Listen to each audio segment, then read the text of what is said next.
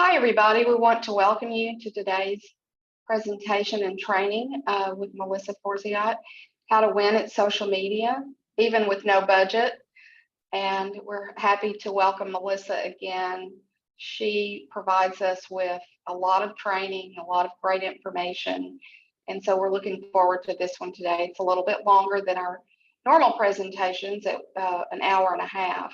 And so just to let you know, this is being recorded. You'll be able to watch it at sbtdc.uark.edu, our website. And we will be getting that up as soon as possible. But I wanted to just welcome everyone today. Most of you are familiar with our center, but if not, we help small businesses start and grow and thrive.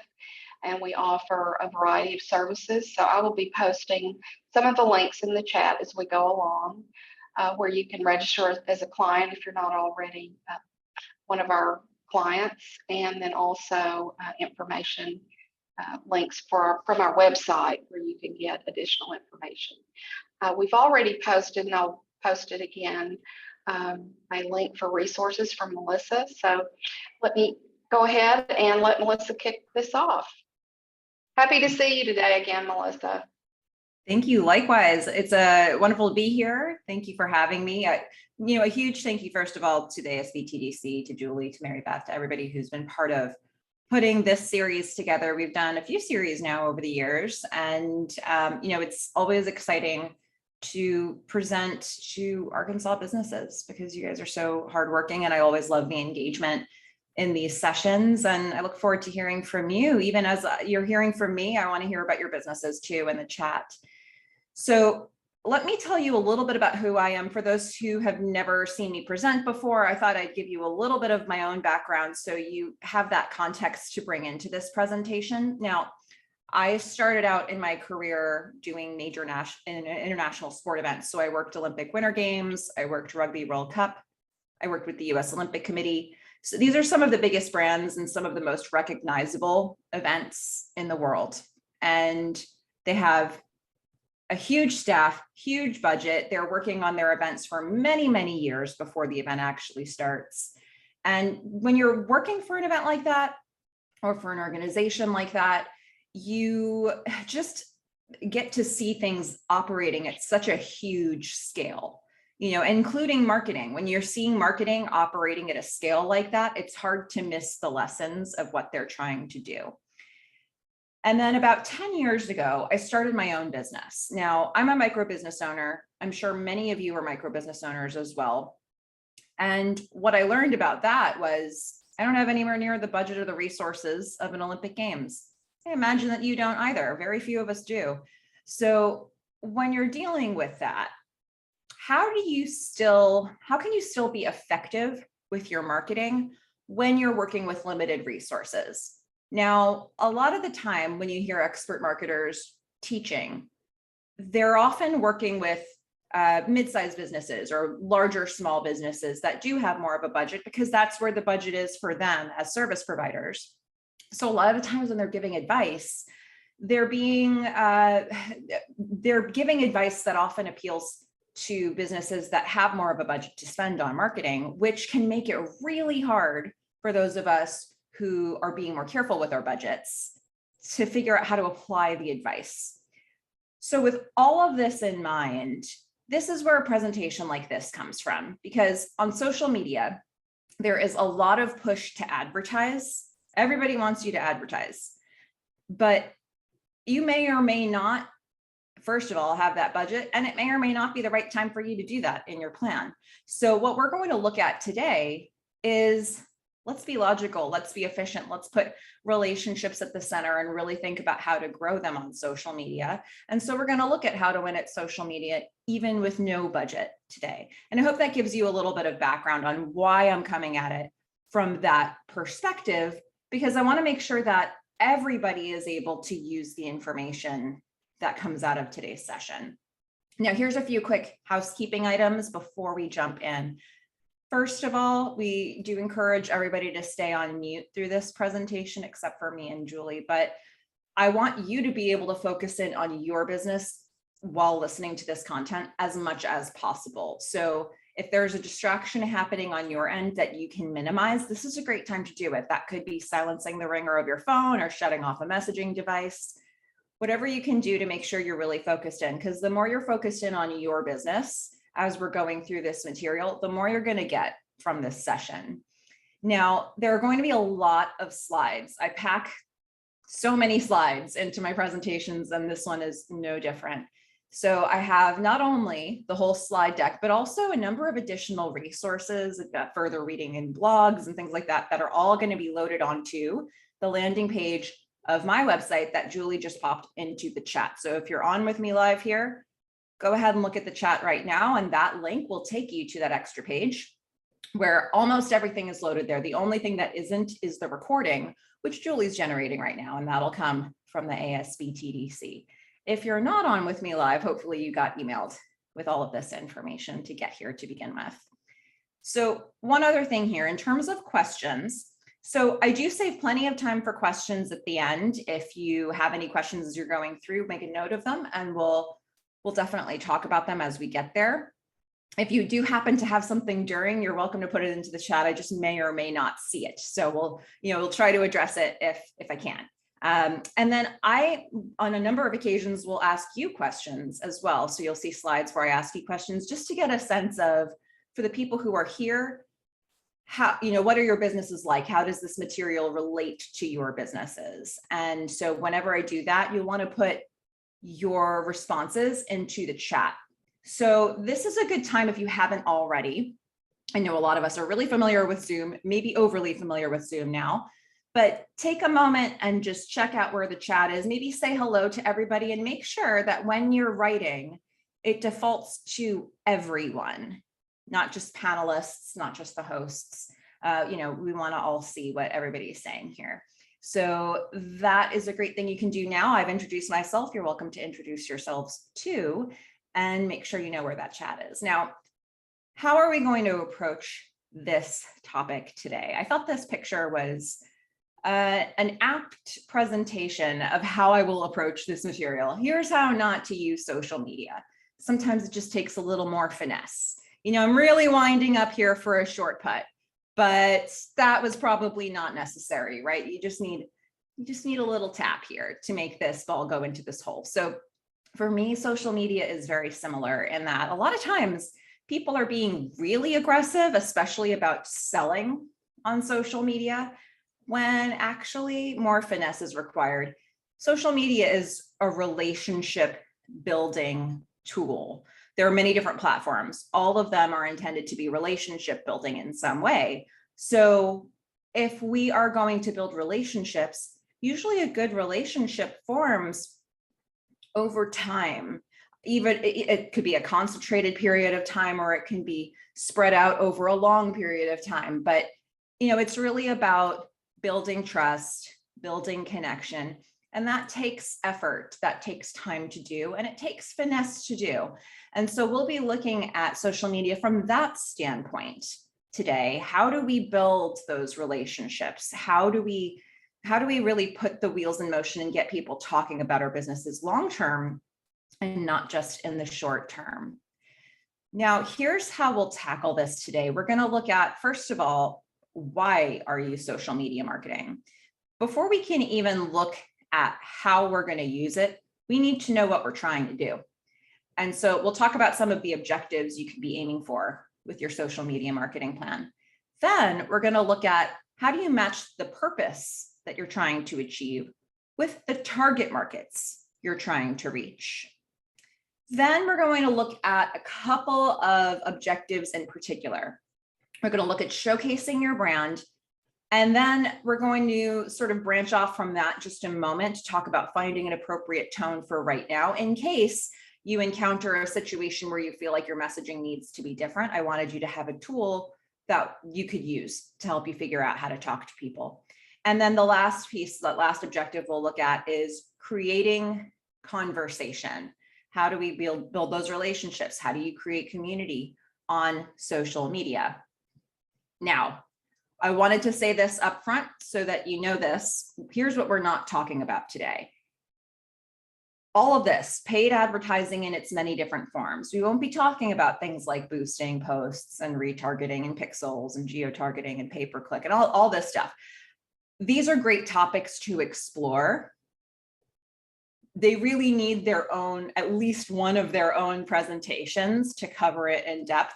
And that's not really what we're trying to accomplish today, because those tools, I believe, can expedite the reach of an already good social media marketing plan, but they are not a replacement for a good social media marketing plan. No matter how much budget you have, I believe that doing the things that we're going to talk about today will stretch that budget, even if you have a big advertising budget, so that you make the absolute most of it. We want to talk about how to make the absolute most of your social media, whether or not you have the money. And I would say if you're advertising and you don't have a good plan for following up with people and maintaining those relationships, you're going to waste a lot of that money, because it's going to be a lot of hitting people for the first time, when really we need to build those relationships and keep getting in front of them. So a metaphor that I like to think about here is, if you were really thirsty and you wanted to drink some water, would you pour that water into a cup or into a sieve? Okay, so you've got a sieve, all these holes around the side, or a colander even. And you're pouring the water in, and the water keeps spilling out all those holes on the sides. And no matter how much water you pour in, it's just going to keep coming out until there's no water left to drink. Whereas if you use a cup, there are no holes in it. So you can pour the water in, the cup fills up with water, you can drink the water, you're not thirsty anymore. That was efficient, right? It's the same thing with your marketing plan. I know it's a weird metaphor, but to me, it really is the same thing, where there are all these holes in your marketing plan. If you have no way to continue to maintain conversation with the people that you're meeting, if you have no way to sort of build their level of trust and build their engagement with you, how are you supposed to generate income or revenue or sales off of those leads that you're generating? So you can pour as many leads into your marketing funnel as you want to, but if there are holes in the side of your marketing plan, they all just keep spilling out. You've lost them, you can't reach them again. What we want to do is figure out, how do you get a really solid marketing plan to pour them into, a solid cup or glass, where once you've reached them, you know exactly how to keep reaching them, and you can stay in front of them until that relationship is so strong that they want to buy something from you. So hopefully that metaphor makes sense to you. That's why we're approaching this the way that we are today. And if you're here for that purpose, then let's jump in and let's talk about how to win at social media, even with no budget. Okay, first things first, we want to figure out why we're even doing this to begin with. What are the objectives you might be trying to achieve when you're social media marketing? And only by knowing that can you actually accomplish it. So it's not just about posting at random or talking with people at random. It's about really being thoughtful about what you're trying to do and what you're trying to say. So we're going to talk about 5 objectives you could be trying to achieve on social media to get us started here. Now, here's the first one: building your brand. So if you go back in time a bit here, and let's go way back, let's go some decades back, before we had social media, or before it was so prevalent. If you were a business owner and you wanted to get the word out about your business, there were some tools, like you could put flyers up around town. There were these advertising tools you could do. But if you wanted published information about your business out there, you only had so many ways to get that done, right? We had particular earned media outlets such as TV and radio, newspapers, magazines. There were a very limited number of outlets and publications that could distribute the message about your business. Because there was such a limited number, if you got an opportunity like that, if you got a feature, or if you were interviewed, it was great for your business, because all the eyes, all the ears were on those sources. It was great news. It was going to be a day when you got a lot of attention, or a week or a month when you got a lot of attention to your business. But there were some downsides. So first of all, there were so few opportunities and so many businesses that wanted those opportunities that it was hard to get those mentions. If you got them, it was great, but it was very difficult to get them. Also, you were not in control of the angle of the story. So you could control what you said, you could control whatever quotes you gave, you could give information as much as you wanted, but somebody else was responsible for editing it into the picture they wanted to present about your business. And that may or may not look like the picture you wanted to present.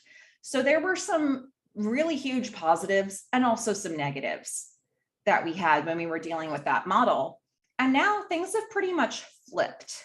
When you look at the world of social media, we've made it very easy to be in control of what we want to say about our businesses. You can put information out about your business and you can do it for free. You know, you can share your story, your message with the world. The challenge is every other business can do the same thing. Everybody has access to the same tools. So the tools are very saturated, and getting noticed among all of that distraction, all of that noise is very difficult to do. So, you know, we have a complete flip of the model that we used to have. And I would still say that if you can get somebody to see anything that you've been sharing about your business, can you get them to feel like they really understand who your business is, what it does, and start to trust you while you have their attention? That part is in your control. So it's all about thinking, how do you want to show up as your business, as your brand, to make sure people know that you're calling them in once they've heard about you? It's a tricky process, but it's something that is an advantage to social media. Now, a second objective we may have is building reputation. Now, I will say that I find the psychology of marketing and sales very interesting. And one thing that I've learned about along the way is that there are different personality types in the buying process. But no matter how many personality types there are that you're dealing with, everybody needs some kind of validation to make a decision to buy. We might be looking for different kinds of validation. Some people are looking for facts and figures. Some people are looking to build a relationship with you as the seller. Some people are looking for an emotional response. Some people are looking for confirmation from other individuals around them. There's a lot of different ways that we gather whether we can trust a source, but we're all looking for some way to know that we're making a good decision before we put money into it. So when it comes down to it, how are you going to show to consumers? How is your business going to show to consumers that your products and services are good, that you're an expert at what you do, that you know your stuff? What are some of the ways that we can do that? Now, I know this can be really this particular element can be really challenging for a lot of small business owners, because one thing that I hear a lot from people is a desire to stay humble, a desire not to toot your own horn. And that's fine. There are a lot of ways to share information that boost the reputation of your business without being overly, without bragging about it. You can say little things along the way, or you can thank your community for accomplishments, or you can really talk to people about how they've been a part of your process. There's a lot of ways you can get there. It's important, though, that you find a way to show your credibility, to show your businesses and your brands credibility along the way. Social media, because you're controlling what you say about your business, you can find little ways to do that as many times as you want to, and it adds up over time. Now, a third objective is creating community. Creating community is, in its way, it is an extension of building reputation, because if your community appears to be strong, then there is a suggestion that that's because your reputation is strong. We just have that perception as consumers. If so many people are hanging around your business, it must be because the business is good. Whether or not that's true, it's a perception that we have. You know, if you're looking for reviews and you see one good review versus 400 good reviews, which business seems more compelling to you? So there's a reason behind that. But creating community is also a thing unto itself on social media, and really anywhere that you're marketing, because you can look for channels to start finding new relationships that you want to make relationships for your business and start having those conversations. The great thing about social media is that it becomes so easy to do that research and to find people that you want to talk to. When you're using whatever platform you're using, there are different ways to get that done, but there are all kinds of searches that you can do to start finding the people that you want to have conversations with and bringing them into your community. And I think that's a huge advantage with social media, because we want to create sort of an inbound marketing idea for our own accounts. Now, objective number 4, generating leads. I believe that generating leads, especially on social media, is a byproduct of doing those first 3 things well. So if you've built the brand, the reputation, and the community, and then you give people a way to connect with you one-to-one, if you encourage one-to-one communication in some way, you are now creating an opportunity to generate a lead out of this. And having a lead means you know how to reach that person again. You can start monitoring that relationship. You can start seeing how they're doing as an individual in their sales process. And that becomes, just a one-to-one conversation that you can track, versus a one-to-many marketing approach where you're putting a message out there and everybody's seeing it, but you don't know who everybody is. This is where you start to get people into a sales pipeline. So from there, you could potentially generate a sale. So as you can see, to me, number 5, this 5th objective is really a result of doing those first 4 things well. If you can build the brand, the reputation, the community, then you can get people into those one-to-one conversations, you can generate a sale. Now, for some of our businesses, that process can happen very quickly, especially if you have urgency behind your product or service.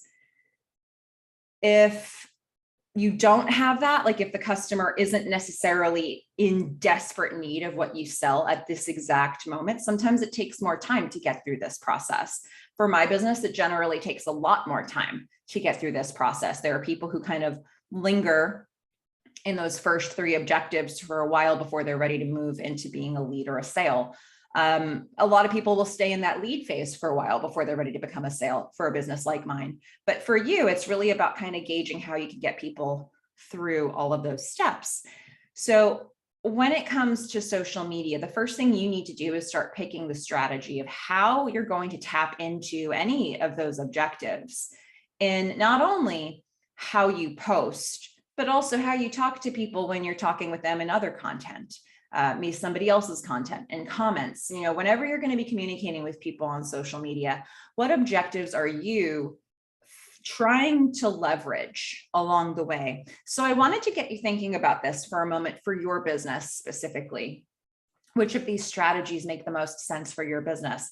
Now, you don't have to pick one here. You can really think about, okay, think about one particular platform if you're on many, and think about what might be the things that you can start tapping into more to really build a solid framework for the audience you're trying to reach. Now, again, brand, reputation, community, leads, sales, those are your options. If you're on with me live here, feel free to pop your answers into the chat so we can see what's resonating for people, so I can see what's resonating for people. It might help me get a better sense of how to keep presenting this material to you. If you're not on with me live, if you're watching the recording, take a moment, even pause the presentation here, and just make a note to yourself of which of these things feel like they're objectives you need to start leaning into more, because we're going to build on this as we go through this material today. And Taryn's jumping in and saying reputation and community are very important there.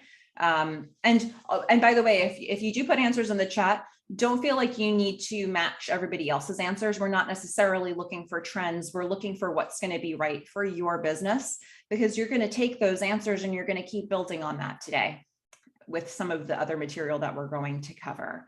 So any of these could be valid for you. Could be that you want a few in particular that you focus on, or that you need to look at all of them.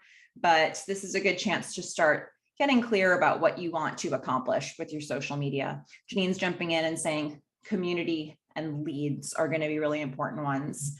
So we're getting a sense already. A couple communities are coming up here. So community is obviously something that social media lets you build in a very accessible way. We have a lot of people out there that we can start reaching, and it's as simple as putting a message in front of them.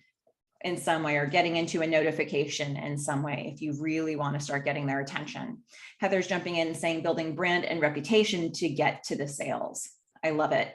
So there's a real, which ones are we focusing on to get to the ultimate outcome that you've got there. So for those who are on live here, just keep thinking about, which ones you want to tap into. Doesn't need to be the same as the ones we've been hearing so far. It's just what's going to be most relevant for your specific business. Now, as you're thinking about that, let's take this to the next step. How do you match the purpose or the objectives you're wanting to reach, like the ones you were just mentioning to me? And how do you then sync that up with the target market that you want to reach, or the multiple target markets that you want to reach on whatever social media platform you're using? Now, I know that I'm going to end up using the term target market quite a bit here. So let's put a quick definition to that so that we're all working with the same idea. Let's keep it simple. Your target markets are the people most likely to be interested in your product, service, program, or ideas. Basically, whatever it is you're selling, these are the people who would be most likely to buy it. A lot of our businesses have more than one target market that we're trying to reach. That doesn't mean that you need to reach all of them on every marketing platform you're using. You don't need to speak to every type of person at every networking event. You only need to craft a message specific to the people who are in that room, right? And it's the same for any room, physical or digital, that you're in. So the idea here is really saying, okay, who specifically is in this place? And what message can I put in front of them that will feel so relevant to them that they can't ignore it? Because the truth is, when we get overly general with the message, people don't know to listen to it. It gets lost in the shuffle for them. It's when somebody appears to be calling you in specifically that you pay attention. So that's why it's so important for us as business owners, as business marketers, to make decisions about who we're marketing to, and then start using language, start using tools that will really get in there, that will really call them in, call out their attention, and get them to focus on what we're saying. Now, when you're looking at social media, the question becomes which target markets are actually aligned with your social media strategy. So it could be that you have target markets that you're reaching in other places, but not on social media. Who are you actually reaching on social media? And also, if you're on more than one platform, you don't have to be reaching exactly the same people in each place. This is something that doesn't just, come out of thin air. You have to think about this. So it's important to really start looking at who is it that I'm trying to reach on any given platform? And then what purposes am I trying to achieve, like the ones that we were just saying from those 5 objectives? And how do I make that mesh? Where do I make that mesh? What platforms does that lend to? What places on those platforms does that lend to? Your social media marketing plan starts to write itself as you start to answer these questions. So let me give you 2 examples here that are going to be pretty different business examples, but will show you how much that changes social media marketing strategy. Now, here's the first example. I wanted to pick one to start with that would be business to business, B2B. So here, let's say whatever business we're talking about here is trying to attract human resources directors of local companies. Okay, so if this is the model that we're looking at, how do those first 4 objectives come into play? So let's think about this. You're trying to reach human resources directors. What do they need to know from you? What do they need to know from the brand? They need to know what it's like to do business with this brand, because this HR director is representing a company. They're human resources representing a company of their own that has its own way of doing business, its own value system. And they need to look for vendors or suppliers that are going to mesh with that. So the more you can show as a brand about how you do business, what it's like to do business with you, the more you're making it clear to them whether or not there's a fit there for them to pursue. Now, reputation adds to this because, sometimes the human resources director is the sole decision maker, but a lot of times they're not. And even when they are, they often need to have some sort of backup about why they've chosen to pick a supplier or a vendor that they went with. So this is where it's going to be so important as a brand to start showing what are some of the feathers in your cap? What are some of the ways they know that they can trust you? What are some of the ways that they can show that your business was worth looking at, was worth considering for the opportunity? Now, community. Again, community is in part an extension of reputation. You know, if you've got a really strong community around your brand, it would suggest that you have a good reputation, but this could also be its own thing, right? So human resources directors may be looking for other vendors, other suppliers that do, you know, that have other services or products. And by connecting with you, by connecting with your brand, does that bring them a degree closer connection to another company they want to get to know? So if they're looking at two possible vendors side by side, both of which have, let's say, a comparable brand or way of doing business, both perhaps that have a comparable reputation, but one of them might give them access to some other companies that they want to start reaching, maybe that's the decision-making factor that they go with. So really being able to show the strength of your community could be a selling point for this audience. Now, generating leads, what would that look like for this group? You know, there are a lot of social media platforms out there, but which ones are the HR directors actually using? If you were to go to a company's Facebook page and you start engaging with company news and company posts, are you reaching the HR director or are you reaching a marketer, somebody who's doing social media marketing for that company? Probably the latter. The HR director may never even know that you were there engaging with the company. So how can you get in front of them directly? What platforms can you be on that would most likely put you in front of them? Or, you know, on any platform, are there certain hashtags or certain pages they're following, certain places where they're having forum conversation where you can start getting in the middle of those conversations? This is something that we researched to figure out, but I would say, you know, just really thinking about this, a place like LinkedIn might be a good source for having conversations with an HR director. There may be other places, like maybe perhaps you find a really relevant hashtag on Twitter that shows you that you're getting directly into the conversation that you want to get into. It's, again, it's the kind of thing that you need to research and to look up and to see what's relevant, to see where the people are that you want to reach. Once you're there, you know, what are your options for getting in front of them directly? What are your options for nurturing that relationship in a way that's going to make them want more, not less of you? So as you start looking into this, you begin to see that this is setting very particular parameters around how and where you're going to market your business to reach this audience. I want to show you a really different looking example just so we can see how much it actually changes. So this is a B2C, business to consumer example. Whatever business this is, they want to attract engaged couples who plan a wedding. So it's some sort of service provider or product provider that, you know, supports couples who are planning a wedding. Great. What do those first four objectives look like? So from a brand standpoint, it's actually less about your business than it is about them, right? They are at the center. This is a big day that they're planning for themselves, and they need to see how your business, how this business is going to represent them, how it's going to showcase them and their love, how it's, you know, what would it look like to put themselves at the center of the day through your lens. So from a brand standpoint, it's really about giving them more of a sensory experience. Now, reputation wise, they need to know you can actually execute that. So they have to know you're good at what you do, that you're going to be effective in giving them a good day of their lives, maybe the best, or at least the best to that point, hopefully. And, you know, this is something that, you know, you have to look for all the different ways you can get that out there. Again, if you want to stay humble, how can you show, you know, that there's been a process to get here, that there's been a community that's supported you in getting there? What are the ways that you can stay humble while saying, you can trust me to do this right?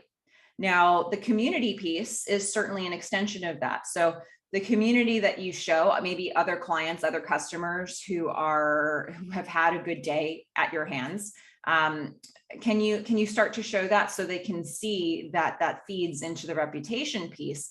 But also, do you have a business where you want to be a part of the community that that business seems to be building? Are there ways as a business that you can really make, because at the end of the day, planning a wedding, you spend all this time planning and then it's over. So can you make people really feel like they're part of something that goes beyond that, the memory of that day will go beyond just that moment, just that one day of their lives. So again, this is about creating sensory experiences and getting them thinking about what they want. Now, if you've done all this, you can potentially generate leads from it. So if you start by helping them imagine the results, what can you do to start planting the seed for them to actually talk to you about it? Because people who are planning a wedding are probably looking at a bunch of different suppliers and vendors in every category and deciding between them. So they may be doing quite a bit of surfing, just looking around and seeing what their options are. How can you get them to make the next step? How can you get them to have conversation with you? Are there incentives you can put out there to get them to come a little closer, to give you their contact information?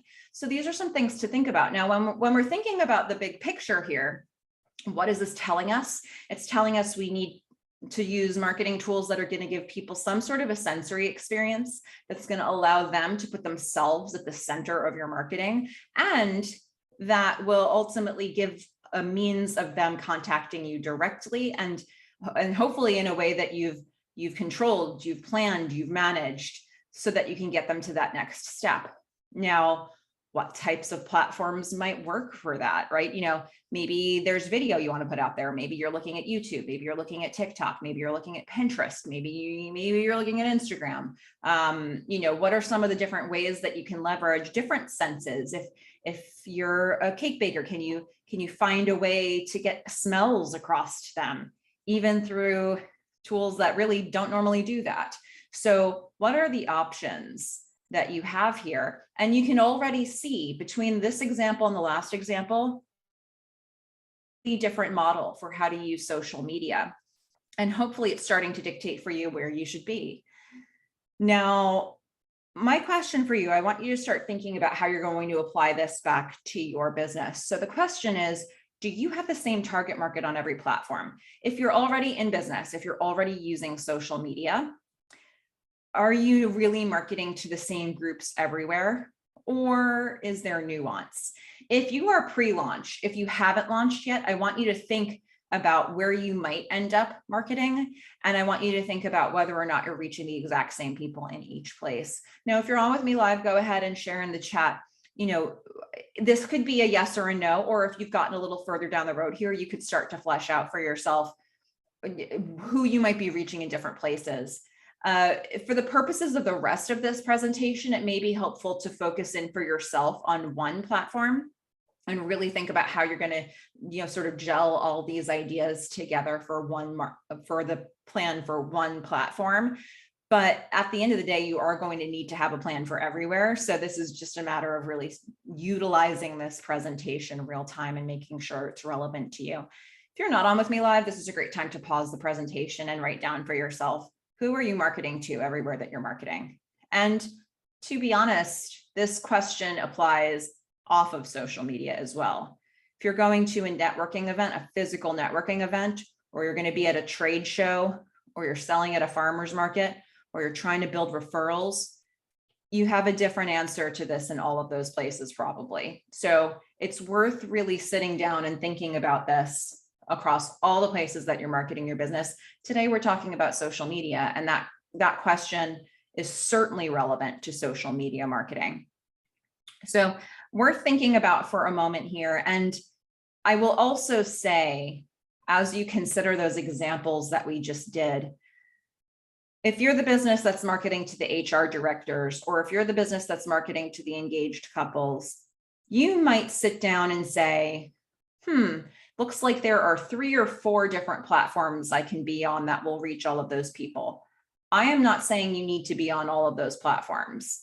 I want you to be realistic about where you can market well. I would rather see businesses that pick one or two social media platforms and do a really effective job at reaching and having conversations with people than to see businesses that are spreading themselves too thin and having conversations with nobody everywhere. There are also a lot of places to market your business off of social media. So I want you to really have a balance to your marketing plan that's built from a place of realism.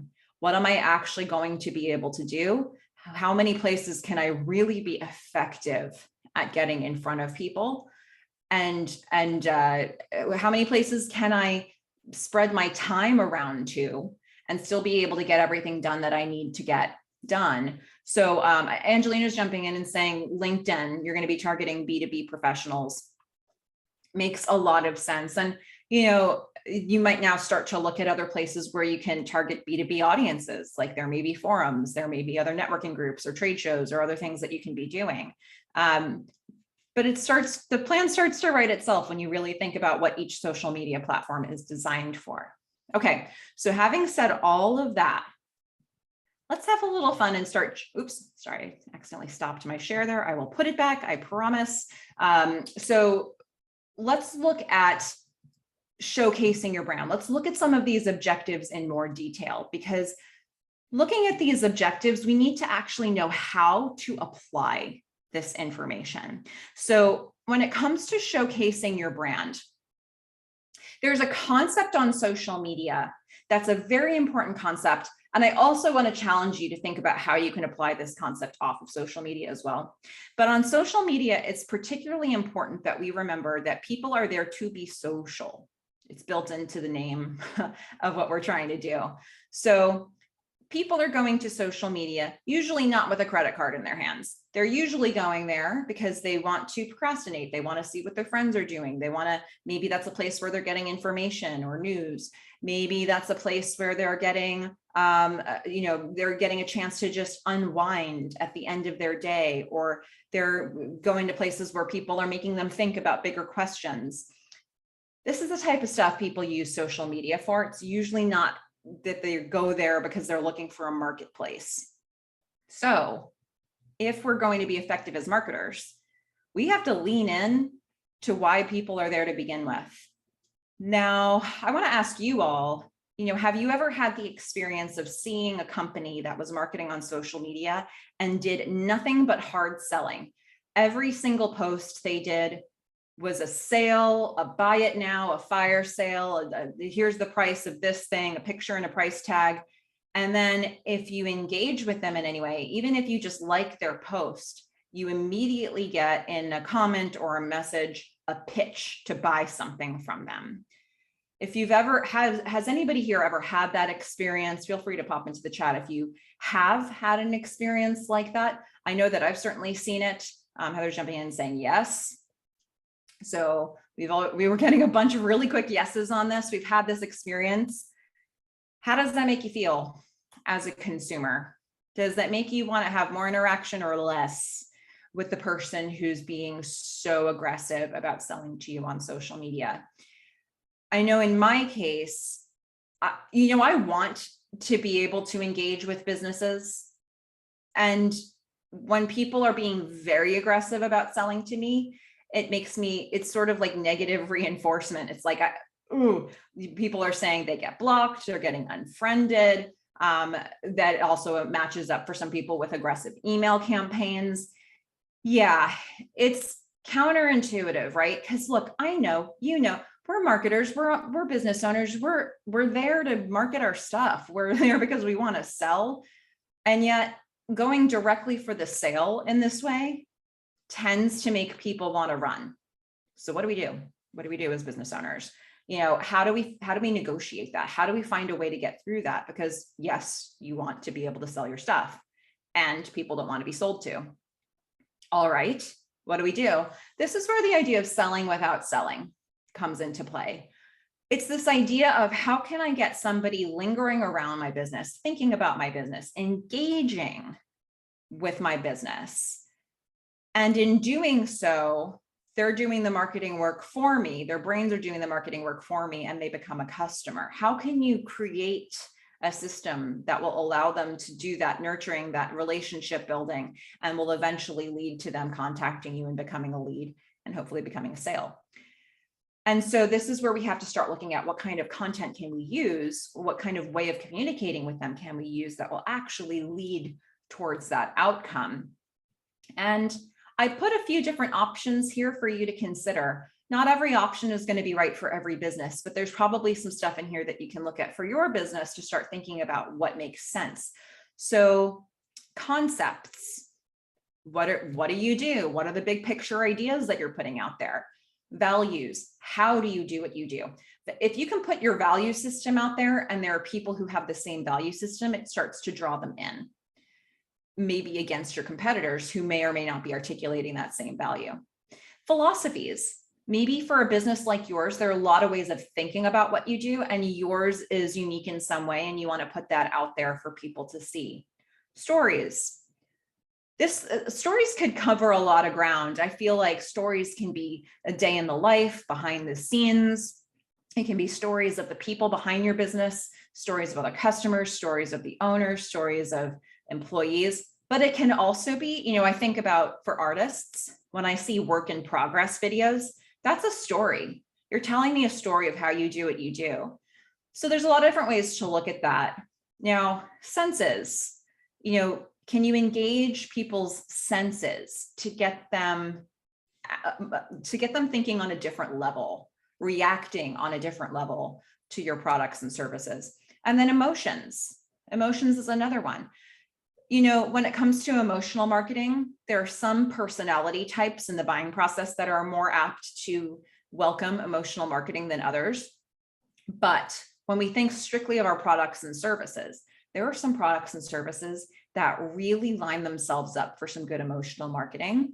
And knowing kind of when to tap into that and trying it out and seeing if it works for your business is something that could be an option for many of you. So the idea here is that you put content out there, or you comment, or whatever you're saying when you're marketing. If you lead with an idea like this, and then you can start getting people to engage with it. First of all, as more notifications are happening around the content you're putting out or around your business name or your page, you're going to be attracting more and more and more reach.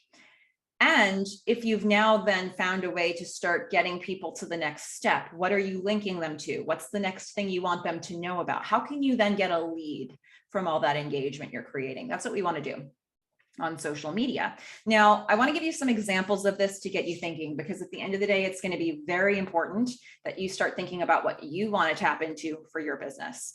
So I'm going to start with a few things that I do. There are a few of these selling without selling ideas that I use more than others. So I'll share a few that I do, and then I'm going to share some ones that I don't, so you can start to get a sense of it. So I'm going to pull back the curtain on this one. Top left here, you are gaining wisdom on this upward climb. Most of the places where I'm marketing directly to small business owners, not all, but most. And one thing I know about us as small business owners is that it's not easy to run a small business. It's a roller coaster ride. Some days are hard, some weeks are hard, some months are hard. And when you're in that situation, you're usually not able to talk to a lot of other business owners about it. So a lot of times we're feeling these things in a very isolated way. So if I do a post like this, this is about, first of all, it's showing you a sense of place of where I am, but it's also showing you encouragement as a value. And it's a value that's very important to me. It's a value that's important for me to put out there when I'm working with a client. And it's a value that I kind of want to be around people who are encouraging or trying to be encouraging. So when I do content like this, I tend to be weeding in the people who are looking for or interested in encouragement. And one of the things I've noticed is that sometimes when I do content like this, somebody will write in the comments and they'll say something like, I really needed to see this right now. It's been a hard day. And sometimes other people will jump in and encourage them, because those are the cool people I've brought into the community by doing encouraging content. So it feeds itself, right? If you think about what you want to do, and it's very important that if I'm going to do content like this, that if you work with me directly, you're going to need to feel encouraged, right? Because that's what I marketed to you. So there needs to be a matchup between how you're marketing and how you show up as a business. Now, the next one over on the right, this I would say is playing with a concept that I do marketing. Now you can read, this is a line from a blog that I wrote. You can read this post in like a second or two, and you instantly get the idea, okay, marketing. But you didn't have to buy anything in order to get that idea, okay? This is something that you can engage with, you can share, you can react to. And then if you like it, in the description of this, anywhere that I posted it, there's going to be a link to the full blog back on my website. So you can go over and read the entire blog on my website, where you can find all of the other stuff that you need to know about. So, and all the other stuff that I offer. So this is really just a way of getting people to see over and over again, yes, Melissa does marketing, and to really start to associate me with that. On the bottom here, podcast feature, this actually taps directly into community. Not only am I showing, okay, here's an example of a member of the community, of my community, and somebody that, you know, I've really built a relationship with. It gives me a chance to tag whoever hosted the podcast that I was featured on, but also it's a chance to show reputation. It's me saying somebody thought I was worth interviewing. And so it's really leaning into more than one objective at the same time. Now, you can see examples of how I approach this. I have different social media accounts, but I put my link to Instagram at the bottom there. If it's something you feel like checking out later, I would challenge you, if you do that, I want you to also look at, even within sort of the motivational posts, what do I do to get them to the next step? What do I put in the descriptions to link them to my website? What are some of the things I do to make even the selling without selling posts possibilities of generating a lead? So that's something to think about. I also would challenge you to start looking around at other marketing that you're seeing, other content that people are putting out there, and asking yourself, what does this achieve? And is this something I want to do more of in my own marketing? There's a whole world of other people marketing to you that you can start looking at to get examples and make decisions about how you want to market. Now, I am very aware that if you were to look at my marketing, there's stuff that you're not going to see. So I wanted to tap into a couple here and give you examples of things you're not going to see very much of on any of the pages that I run. So sensory marketing is one of them. And this could be something that works really well for some of your businesses. So let's look at that. If you can tap into touch, sight, hearing, smell, taste, if you can tap into any of that, try it. Go ahead and do it. See what happens with it, because it could ultimately be something that's really strong for your business. So I'm going to give you a couple of examples here that'll start to show you ways that businesses do this. Now, here's a really high-end business, Aston Martin. With a roar of the engine, vantages and hot pursuit. We've got a couple of hashtags here. We've got some beautiful photos. What are the senses they're tapping into here? Well, first of all, roar of the engine, you can hear the sound. Hot pursuit, you can feel the pursuit. Look at these images. I like that 2 of the images have a blurry background. They want you to feel the speed of this car. That picture on the bottom right, look at that interior there. You know, can you imagine sitting in that car? It's a warm day, and you just, what does that feel like? What does it smell like? What is that experience? So you'll notice Aston Martin did not say Vantage equals $amount. They didn't do that. That's probably not going to be a very productive way for them to market. What they want you to do is they want you to start dreaming of this vehicle. They want this to be your dream car. They want you to want this car and to want to keep seeing pictures and content about this vehicle. And whether you can buy it today or whether it's an aspirational thing for you and you buy it in the future, they want you dreaming of it, not thinking about today's price tag. So that's ultimately what they're tapping into here. Now let's look for a very different lower end product. And, you know, it's a presentation with me, and I thought I had some sweets into the mix. So we've got not 1, but 2 posts from Nestle Toll House. And, you know, chocolate chip cookies, fudge and cookies, they're giving us some different things to look at here, but really it's the picture that's at the center of this. And when I look at that post on the left, when I look at that bottom cookie that's split open and that one chocolate chip is just oozing onto the table, I look at that cookie and I can smell it. It's warm, it's out of the oven, it's a melty cookie, maybe it's a little buttery. I can taste it. I know what that cookie is, and that's what's selling this to me. They didn't need to write chocolate chip cookie equals $ amount in their description. They needed to show me that cookie. And now I'm doing the marketing work for them. And the longer I stay on this slide, the more people are going to start to feel hungry, and the more people are going to maybe start to want sweets, just because you're looking at it more. So I want you to think about that. I also want you to notice something about the way they've written the descriptions. Descriptions are very simple, but look, they've given you a link to a recipe for each one. They're trying to get people back to their website, right? They want to get people to the next step. And then what do they do from the website to get you on their list? You know, they're just trying to get people to the next step, even from simple content like this. Now, if you have a business that could potentially tap into people's emotions, it's something worth playing with to see if it's something that works for your audience. So I wanted to show you a couple of examples of this as well. I want to show you different examples, one that's really overt and one that's less. So here we've got Kleenex. Now, this is a post that they shared right at the start of the pandemic, and you're going to feel it when you read this. There is comfort in knowing we're not alone, and there can be strength even in sharing our vulnerabilities. Share all the feelings you're feeling, so even though we're apart, we can feel together. Then you look at those pictures. They have a whole, carousel of pictures that they've got here to show people feeling lonely or people feeling together. And they were tapping into something that a lot of people were feeling in this moment. And then they even generated their own hashtag here to try to get more people having a conversation and collecting around this idea. And they were putting their product right at the center of it. So they were basically pressing on a pain point in the hope that they're going to get you to the next step of their own marketing. Okay, so that one's pretty overt, right? Here's one that's less so, but still uses emotions. This one's from the Sleep Lady. Now, the graphic says your baby who got through the last sleep regression and was finally sleeping well day and night is suddenly waking early from her naps and up all night. I like the description and how it adds to this. It says, you're tired and she's tired. It's the 7-month sleep regression in full swing. Okay, what is the Sleep Lady doing here? To me, the Sleep Lady is saying, you're frustrated, right?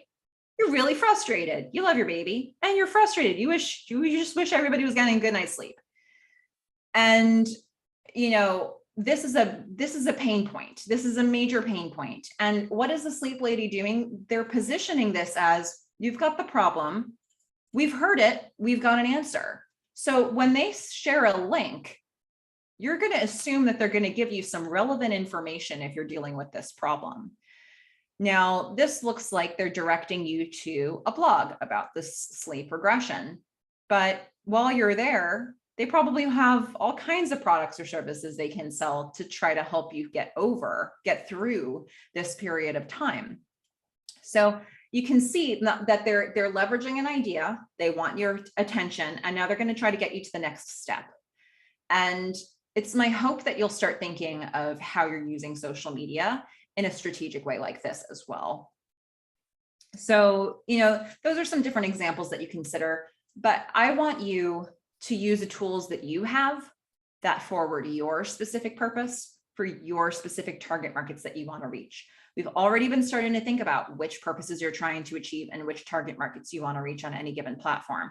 So now, which of these tools are relevant when you think about that? So I'm going to pose this question to you because this is your chance to start to synthesize this information for your business in a way that feels like, okay, I'm ready for the next step. I'm ready to start adding this to my plan. So if you're on with me live, here's the question for you to pop into the chat. What can you engage with your marketing? And that could be the concepts, the values, the philosophies, the stories, the senses, the emotions. Maybe there's something that you're thinking of that I haven't named there, and you want to throw that in. You don't have to pick one. You can pick however many feel like, yeah, this actually does seem like something that would be effective and that I want to try out for my target markets. If you've got multiple platforms, multiple target markets, maybe answer from the perspective of one get you thinking. But again, you're going to want to do this across any place that you're marketing so that you can think about how to be effective anywhere. So if you're not on with me live, that's great. Hit pause right here and start working this out for your business. Wherever you're marketing, which of these things can you engage? And this is not something that we're looking for trends on. You don't need to feel like you need to answer a trending answer. This is really about designing what's right for your business. Now, Heather's saying we have a restaurant, so the senses are really important, taste and smell. And you can see, Heather, how challenging it would be to get taste and smell across in a digital platform, but it's not impossible. So I would look, if you're looking for examples, there's all kinds of examples out there from other businesses that are trying to tap into that. Do a little research and see like, ooh, how are they playing with this idea to get that across? Angelina's saying concepts, values, stories. Brittany, ease of use promo products. Awesome. So definitely getting some really specific ideas. Josh is saying stories, interest. I like it. So we're really starting to tailor this. And I like that everybody's got different answers that they're contributing here, because this is not about what the person next to you said. This is about what's right for, we've already been looking at building this plan for each of your businesses around objectives you want to reach and target markets. And this is the next piece. What's going to be relevant to them? What's going to matter to them to show them that your business is worth another look? So I love it that you're all starting to really think in this customized way. And this is something, by the way, that not only can your answers around this feed into any content, any posts, tweets, pins, whatever you create, but it's also, how you engage with other people, what you're saying in your comments, what you're, how you're talking to them, even outside of the content you've created. All of this does really need to line up for them. Now, I wanted to add a piece here, and this is a piece that will be relevant sometimes and not relevant others, but I wanted you to have a tool for finding an appropriate tone right now, which is an offshoot of the topic we were just looking at. But, in the last few years, a lot of people have experienced the strangeness of trying to market their business while the world was in chaos in different types of ways. This kind of thing will happen many times in your business, where all of a sudden something will happen where it feels like the way that you were talking to people needs to shift a little bit for good or bad reasons. And so how do we do that? Because I will say that when the pandemic started, a lot of people were so at a loss for what to say that they stopped marketing. They stopped talking to their audience. And that is the worst thing you can do. So how do we find a way to still be in front of people and be relevant, and also be sensitive to whatever it is they're feeling in this moment, while still being ourselves, or while still having a clear brand identity? So I wanted to give you some tools around this so that you can really think about what that looks like in the future. If you ever have a situation that's just like, this is a strange event or a strange scenario within my community. So first of all, around the pandemic itself, I had written a blog here that's also going to be linked from that landing page that I sent you. And this blog was about, how do you know what parts of your brand need to stay the same or what needs to change? What does consistency look like when things around you are changing and things around your audience are changing? And so this blog really looks at brand consistency versus pivoting. To me, the answer here is that the core of your brand, who you are and how you want to do business, is ultimately the same, but the tone of voice, there might be some ways that you need to talk to people that need to adjust. So if you can find that way to stay who you are and just lean a little in the direction that you need to go, that is usually more effective, because it allows you to then come back to the center when that time is done. So how do you get there? It's important to actually have a definition around the tone that you're trying to strike to begin with. So I want to give you an exercise that you can do more than once, depending on the situation you're in. The first time you do this, which you can do this today, if you are currently living in a normal situation in your business for your brand, What kind of tone would you say that your business normally has? Now, this isn't something that you need to write into the chat right now. This is something I want you to think about. I've got a list of tone words that are up here. And usually when I'm doing an exercise like this with a client, I'll say, pick maybe 3 to 4 words that feel like the all the time tone that you want to strike with your audience. And it's not just how you want to sound, it's how you actually do sound. You know, if you want to be irreverent, but you're really coming off as intense, let's be realistic about that. Your tone when you're marketing needs to match the tone of when you'll be customer facing, when you're delivering your products or services, and it needs to be consistent across all the people who are representing your business, which is really easy if it's just you, but a little harder if there are multiple people on your team who are talking with customers, because then you need to make sure that you're sharing this information with your team and that you're representing this. You're all speaking on behalf of the brand when you're dealing with your clients and customers. So the first step here is, in a normal situation, what does normal look like in your tone? Pick 3 to 4 words that really feel right for that. But then, you know, life happens. Things happen in our world, and they could be good, they could be bad. The question is your normal tone right for a time when a segment of your audience may be feeling in a more intense, specific way? Now, around the pandemic, that might have been frustrated, scared or panicked, grieving, worried about their finances, concerned about their health, fatigued. But it could be good stuff that happens. Maybe they're the happiest they've ever been. Maybe there's, you know, maybe people are feeling really excited or really optimistic for the future, or, you know, what's going on in your community, in your world, and what does the feeling look like for your audience? Once you've done that, do the exercise again, but just for this moment. What kind of tone would you need right now based on how you predict your audience is feeling in this moment? So take that same list and say, are there 1 or 2 words that describe how my audience is feeling that I might need to tap into in my marketing? Now, what do you do with this when you have it? You take your normal all the time tone list, and then you add this on top of it for as long as you need to.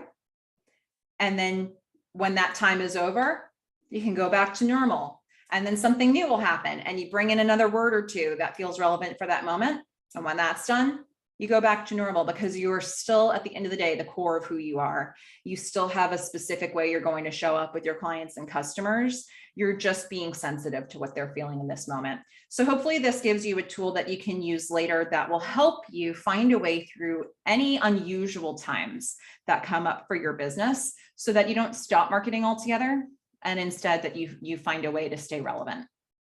Now, once we know how to stay relevant, the question becomes, how do you create conversation around your business? We've been talking a lot about this idea of engaging and selling without selling and getting people talking about your business. Well, we want to build relationships, and relationships happen because we communicate with people. So how can you create conversation on social media? I'm going to start this with a question. If you're on with me live here, I just want to take your temperature on this. I'm actually not even going to define what I mean by this question just yet. I want to see what you think the answers are that are relevant to the question for how you understand it right now. So does your social media strategy prioritize posting or engagement? Again, I haven't defined these things. I just want to get your gut reactions. We're going to take our temperature as a group on what this looks like. You might say posting or engagement. You might have a split that you give me on that. Answer this how you feel is appropriate, and let's see where we are as a group. If you're not on with me live, just take a moment to think about what this really looks like for you. Or if you're pre-launch, what were you planning to do? What in your mind did a good social media plan look like before we even started this conversation today? So this question is really just to take our temperatures as a group now and see kind of how we're doing as we move into an explanation of what this question means. Does your social media strategy prioritize posting or engagement? Angelina's jumping in and saying we are pre-launch, so posting is priority. Closer to startup, engagement will become important. Janine is saying strategy aims at engagement, but I feel like we often end up in posting. So far, we're getting some leaning towards postings here. And I like that you're giving me context as well. It tells me a lot Brittany's saying for mine, it's both. It depends on the posting and what your post is aimed to achieve. I mean, you're right, Brittany. I mean, when we look at these different, the last couple sections, we have a different goal for everything that we're putting out there. Absolutely. Let's see. So definitely some useful information. And it's helpful to see how you're all interpreting this too. Heather is saying we have probably put too much emphasis on posting and not enough on engagement. Okay. All right, so I'm definitely getting a sense of how we are feeling as a group here and how we've interpreted the question, which is so useful, and how we're going to talk about this today. Let me put a little bit more definition for you on what I even meant by the question. So first of all, it's social media, right? We want to create conversation. We want notifications happening around our business. So I hope you'll get your audience talking with you and about you. Now, when I say engagement, the first thing people usually think is if somebody comments on something I posted, I write back. If somebody direct messages me, I direct message them back. I hope that'll be a given. I hope everybody who shows up on your accounts and takes an action and makes an effort to communicate with you, I hope that you'll communicate back with them. But I want you to think a step further than that, because companies that do a really effective job in building their audience are often doing social listening. They're often going to other pages. They're often going to other accounts. They might be going to partner pages, and they're jumping in on conversations, not to sell, but to add compliments or questions or insights, or just to be there. And this is something that you can especially do as a business owner, where you're more nimble to make choices about what you engage with. So what are some of the options that you have for doing this sort of inbound marketing? Well, okay, these are called different things on different platforms, but the ideas stay the same, right? If somebody posts something or pins something or whatever it's called on the platform they're on, you can usually like, love, react to it. That comes up in their notifications. You can comment very often on the things that they're saying. And so not only does the comment come up in their reactions, but usually the comment is public for other people to see as well. Sharing, you could potentially share relevant content to your page. Now, not only does that come up in that poster's notifications, but it's also going to signal to your audience that you've got these sort of partnerships, that you're building this community of other people whose content that you appreciate. I encourage you to only share something if it's actually relevant for your audience, not just because you want to start sharing stuff. You really do need to keep your brand at the center. But if it's something is good information or relevant, then you can also share that or repost that content to your own platform. Now, hashtags are a way to signal what conversations are about. Some platforms use this tool more than others. You get to see, oh, everybody's talking about this. I want to see what conversations are happening around it. And you can usually jump in with comments or likes, or, you can decide how you want to engage with it. Why am I suggesting these things? Because the more you're coming up in other people's notifications, the more people are going to start clicking back to your page. So for those of you who were saying that you want to build your page so you want to post more, I would actually say it's the reverse. Post a consistent amount, find a cadence that will be like this is what I can do all the time, and spend as much time. If you're trying to build a presence, I would spend more time engaging than posting. If you're trying to stay at a certain maintenance level, spend about the same time. Engagement is really important because it is what ultimately starts reaching into the world and bringing more people back to your community. It's what gets more people to your content. And the more people who start engaging with your content, the more it starts to be seen. So you can begin to manufacture your audience that you want, and you can cherry pick who you want to reach by doing stuff like this. Now, I want to show you a couple of examples of what engagement really looks like. Now, it's going to be very hard for me to find examples of other companies going out to other pages, because that would take basically knowing their plan to be able to do that. But what I did want to do is reinforce the example that I gave you earlier about how important it is to have a plan before you advertise, by showing you a couple of companies that do or don't create engagement, even within their own page.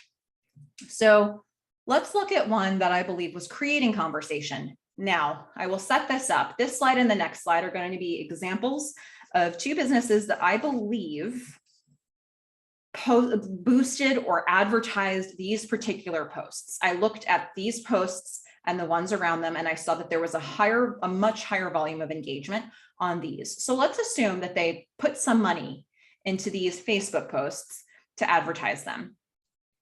Understanding that, how did they then build on the money that they spent?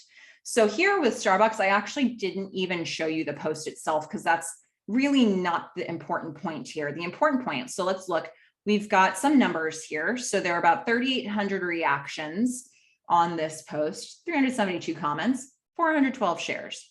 Now, if we think about the way all of that weighs in algorithms, comments and shares generally get you more reach than a reaction. You know, it's the harder the action is for somebody to take, the more reach that's going to give you as the poster, the original poster.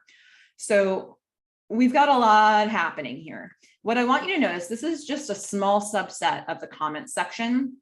Obviously it's small. I mean, there's 372 comments, but what you'll notice here is every single person who wrote a comment got a reply from Starbucks. Whether they wrote a complaint or a question or a compliment, Starbucks responded to everybody. If the person responded again, they responded again. They were very, very present. Now, what does that do? First of all, they were working really hard to squeeze every last drop out of the advertising dollars they spent. The more they comment, the more they get people to comment back, the more notifications are happening, the more reach they're getting. So they're stretching it as much as they can. But also, if you're somebody who wrote to this company and you got a response, how does that make you feel? And if you're us and you can see that all of this happened, because this is all public information, we can see that Starbucks responded to everybody and we can see how they responded.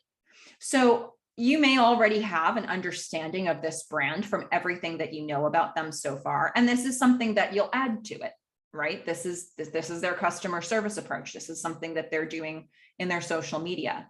Let me show you a different example. Not the type of company that I thought would be ending conversation, but this unfortunately is the example I pulled. Now this is from a Halloween, some Halloweens back. And you can see here, they've got, 2,400 reactions, nowhere near that percentage in terms of comments and shares that Starbucks had. Why is that? So I'm showing you basically the entire comment section here. You have people who wrote compliments, questions, complaints. Hallmark is nowhere to be found here. They're actually not even the likes on any of those comments. There's even the very first comment listed, somebody wrote, "Your prices are way too high." Somebody else, not Hallmark, wrote, "They do sell 99-cent cards." What a great opportunity that would have been for Hallmark to say, "We sell 99-cent cards as well. You might want to check them out here." Link back to their 99-cent cards. Everybody could have seen that, right? So what do we know about this? First of all, let's say Hallmark did in fact advertise this post or boost this post to try to get more reach on it, which they did get more reach, but did they squeeze every last drop out of it? Probably not, because they weren't really pushing those comments very much to try to get more notifications. Now, when you think about any of these people who wrote in, they did not get a response. They got in no way acknowledged by Hallmark. So how does that feel as those people? And then for all of us, because this is public, we can see what did and didn't happen on this post. So you just take all the pieces of information that you understand about Hallmark, you just add this to it, right? It may not completely change your opinion of a company, but it's just part of the information you have about how they operate and how they do business. So, imagine if you're willing to do all this on your own page, but imagine if you're willing to start going out to other pages and bringing people back to yours, really starting to proactively build your community. We have to do more work on that when we're small business owners, because we don't have these huge national reputation brands already behind us. We have to work to build that. We have to have, people have to find out about us somehow. And so If we go out and we start creating that, we can bring people back in.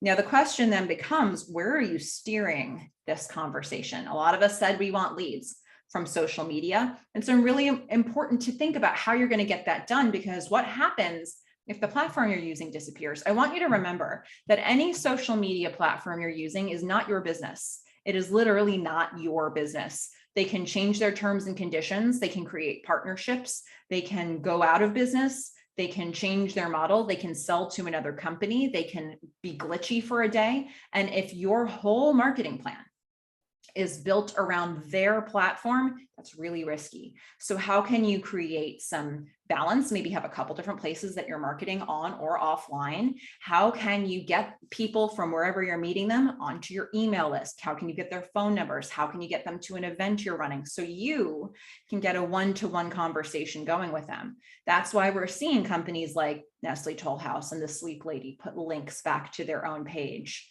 for people to carry on the conversation somewhere that they can control. So I want you to start thinking about how you get people to the next step. And my tip for this is that you start creating a signature line for your content. If you do, even let's say, for example, a motivational post, you do a graphic, a motivational graphic, you do a description, a motivational description, and you do a little line break. And you say some sort of a call to action that brings people to your website, to a sign up for something, to an email list sign up, to a lead magnet that you have. Whatever you've got that you want people to go to next, you can put that, even if it's, you'll see that I do that even in my motivational posts, and I'll encourage people to go to the next step from that. The thing they're engaging with is the motivation or the idea or the sensory experience, but you're giving them a next step to follow as well. And some people will start to take that. It's just like you have a signature in your email. This is something you have to do manually, but it's just there for people to consume. And it's there almost subliminally for them to take that next step when they're ready. Having said all that, I want to make sure I save some time for questions here. So let me just wrap up by saying that, ultimately social media is part of the relationship building journey. It's a long-term relationship building process. It takes a lot of effort. If you're getting the picture that this takes time to do, it does. I don't feel that social media is necessarily mandatory for people because it takes so much time. Not everybody is prepared to put that time in. But if you are, it can be a great, great tool to do all of the things that we talked about today. So if you have any questions, feel free to get those into the chat. Here's a reminder of what we talked about in case that jogs your questions.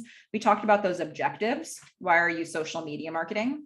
We talked about matching your purpose and your target market. We talked about showcasing your brand and creating conversation as two of those objectives. And we looked at finding an appropriate tone for right now in case things get a little weird in the world again in the future. A few things coming up for us as you think about the questions you want to write. We have some more presentations on the slate here. We've got one coming up in May, 20 ways to market your business. It's just going to throw a lot of ideas at you. We won't go really in depth with them, but it's going to give you a lot of ideas very quickly. June 13th, we'll look at smart principles of marketing messaging. That's a really fun one that dips into psychology a bit. And then July 11th, we're going to look at how to create a profitable marketing strategy. So those are all some things that we have coming up.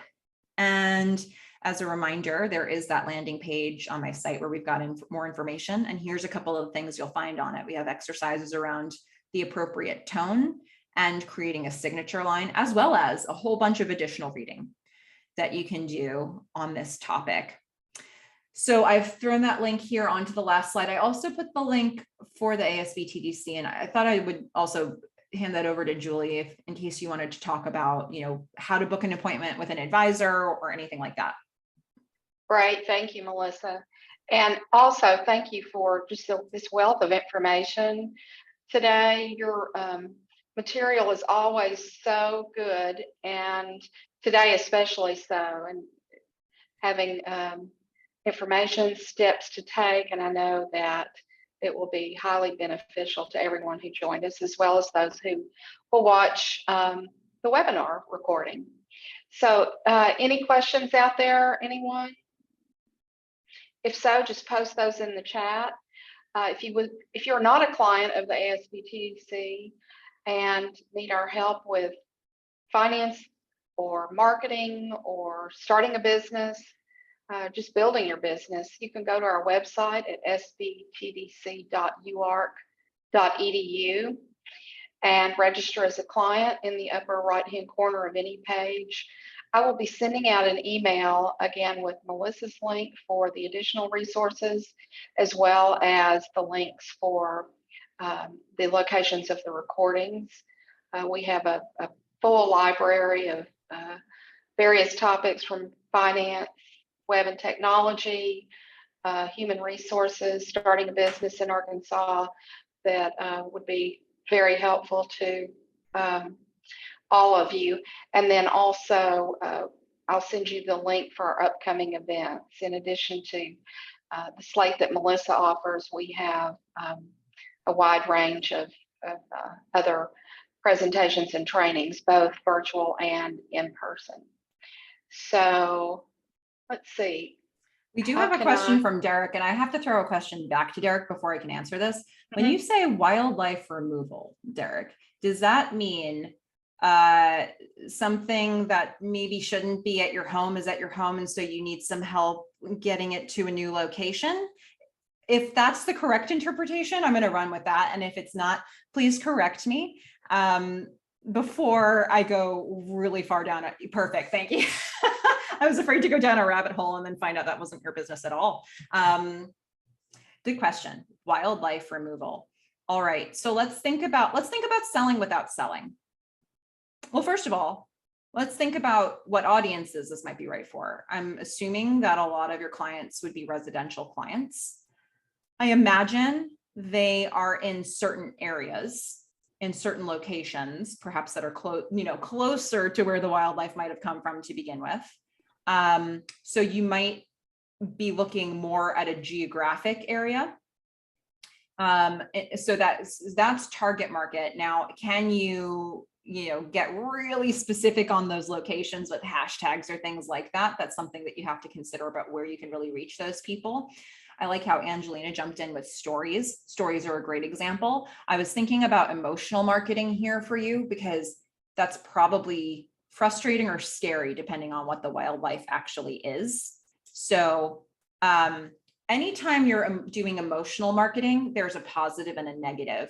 So with the negative, there's this is frustrating, or this is scary, or they're eating all my gardening plants, or they're endangering the people who live in the home. Like what is the negative emotion? But on the other side of that, what does safety look like?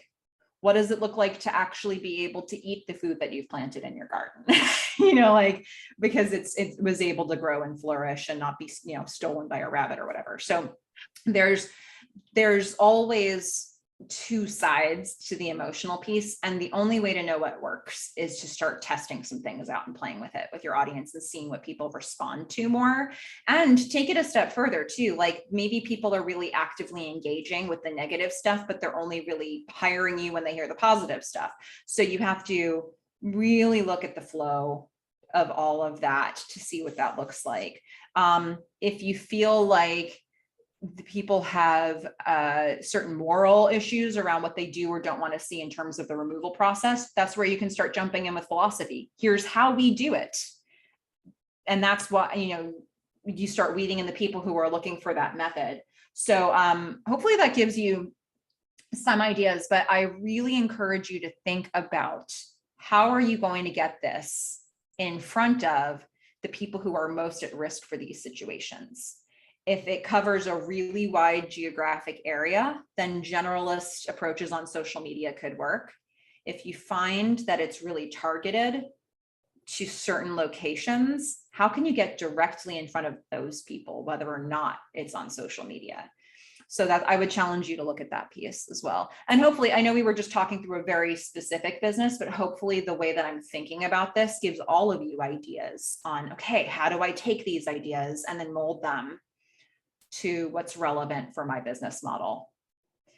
That's a pretty cool, it's an interesting type of business to market. And it's something where people have sudden urgency around needing a problem resolved. So I love it. Absolutely. But I so appreciate everybody jumping into the chat for this, because it, hopefully that just helped make these examples more relevant to you along the way. And I thank you everybody for taking time out of your day to think about your marketing. And I hope that helps your business long-term. Okay, any other questions? If so, if not, we'll go ahead and wrap up and thank Melissa again for a wonderful presentation. And we will see you next time.